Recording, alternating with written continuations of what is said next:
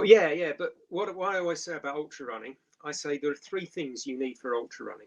And in order of importance, number 1 is the head. You have got to have the strength of mind to do it. If you haven't got that strength of mind, it's easy to drop out. So I can do lap courses, loop courses, I can do anything. I've got that strength of mind, determination to keep going no matter what. And I think that is something that you really must have. And that's why I think you find that it tends to, not always, but tends to be an older person's sport, because those people have got the life experience and the determination to prove that they can do it. Whereas when you're younger, it's probably easier to drop out and think, I can do it another day, because you can. Second most important is nutrition. If you don't get your nutrition and hydration right, your body won't allow you to carry on. So that's number 2. And number 3, surprisingly enough, in my view, way down the list is fitness. Unless you want to win a race or come in the top 3 or so, you get the same medal and t-shirt or whatever they're offering for coming last as you do for coming 4th. So unless you're desperate for time and position, actual fitness isn't as critical.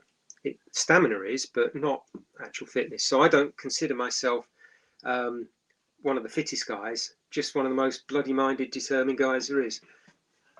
Yeah, love that. That's some really good points there, actually. And I like how you said that, like, in order of importance as well, because, you know, in the limited races that I've done, I would say that I completely agree with the first point. If you haven't got it, if it's not there in the mind and the head, you're not going to make it, are you? It's so easy to talk yourself out. You know, when I'm going around, I hear myself saying, do you know what? I could actually cut across this field, or do you know what? I could cut this bit out, or do you know what? I could just go home now. And there's a bigger voice that says, you ain't doing that. That's not you. But, you know, you go through these scenarios, the longer and deeper into a race you get, but you also get more determined that you're getting closer to that finish line, and you ain't giving that up for anything.